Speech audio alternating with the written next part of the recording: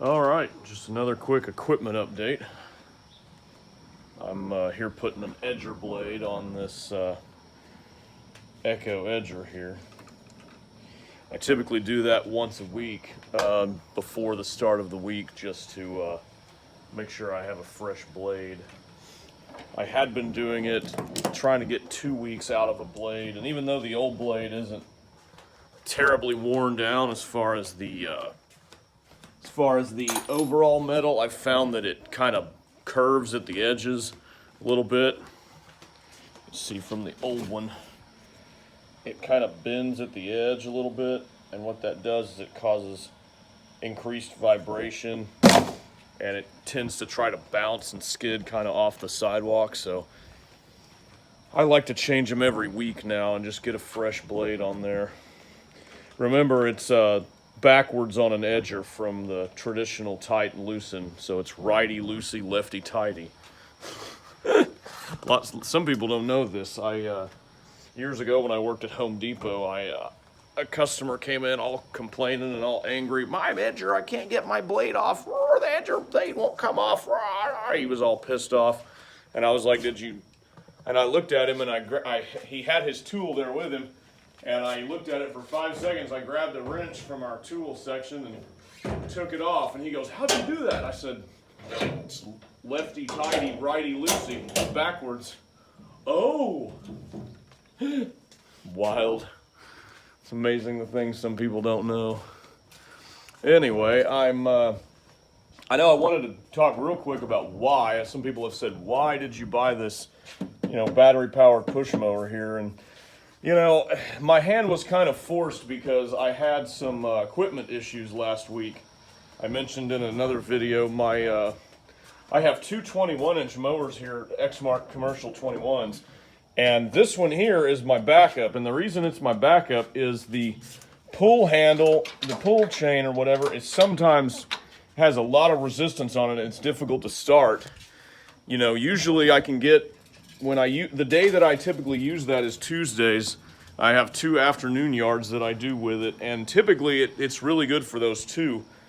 But if I try to use it for more than that, like last week I had to use it for 3 or 4 days because the main 21-inch broke down on Monday. It wasn't starting anymore after the first yard on Monday. So I had to take the backup out on Tuesday and use it.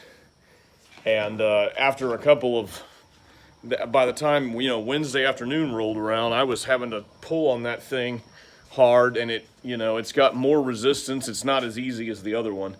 And so it was hurting my shoulder a little bit, and it was hurting my hip because, it kind of twists you around a little bit. And I just didn't want to risk getting hurt again, and my health is very important to me right now, so I went ahead and made the call to get this one here and use it. And I'll do a more detailed review on it once I've used it for a week or so. I've only used it for 1 day, and so far so good. It turned out it's worked pretty good for me thus far. We'll see if the score I have on it improves. Also, I picked up this 800X, BR800X Magnum backpack blower here. That was in the works for a while. Honestly, I needed another backpack blower. I had 2 BR700s going into last season, and when I got hurt, my I guess you could say my mental clarity wasn't all there, and one of my BR700s got stolen. It was actually the good one of the 2, unfortunately. So I lost 2 pieces of equipment last year. One was my BR700, the good one. The other one was my SH86 shredder vac, the good one of those too, ironically.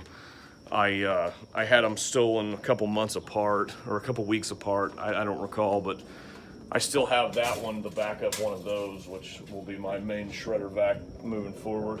I don't use them all that much. I don't honestly know why I had 2. I guess I just thought I needed an extra. I use them for leaf cleanups a little bit. But so another backpack blower was in the works. The 700 that I had was starting to have some issues, and it needed a general service, so I had to get it in anyway. And Friday, when it started to the throttle started to stick on it and started to run kind of weird. So they luckily for me, my 800 that I ordered a few weeks ago came in, so I was able to pick that up and make that work. So I've had to modify my rack slightly. The 800 and the 700 aren't compatible with each other, so I've got this temporary rig set up here. I'm going to run a chain through this as well, just so that I have some extra protection. It's really just thrown together with some scrap metal here. It's not. Took me like 20 minutes to do. It's not really that sophisticated. I ordered a equipment defender rack for this blower. That way I can use this one and the 700 on the same rack. I don't have to go alternating back and forth. I'm hoping it'll go on the same position it's in. I may have to move it up to here or somewhere else on this side, depending on how it goes together. I don't know. There's not really much to say about the mowers. So far, so good. I did an oil change yesterday on the Vantage. I've been trying to do an oil change every 50 hours or so on that mower, just because it's my main machine and it gets so much use. The Grandstand Nicodemus, as it's called, doing pretty good. I don't run it that much, so I've put 5 hours on it. It's got 35 hours on the hour meter. Yeah, more like 3,500, but I can't prove that. It's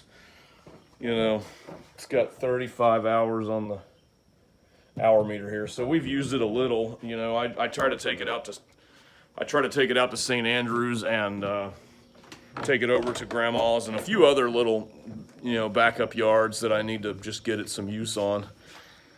The truck here, I typically check my fluids every week. There we go. If you know, old trucks, a lot of times you gotta give it the old pop to get it to open. I check fluids every week just to make sure everything's good. This truck is 35 years old. It's as old as me, so it is what it is. It runs great for a 35-year-old truck, but it's still 35 years old, so yeah, that's good. But anyway, sorry about that. Neighbor came by and interrupted me real quick. So I was checking the fluids in this truck here. It uses just a little bit of oil. It's not a big deal, but I have to check it every week just to be sure. When you're 35 years old, and you get a lot of use like this one does, you're gonna have some issues like that. I check the brake fluid every week too. It's not bad. It's not too low. It leaks a little bit of that too, right down here by the ABS, rear wheel ABS module.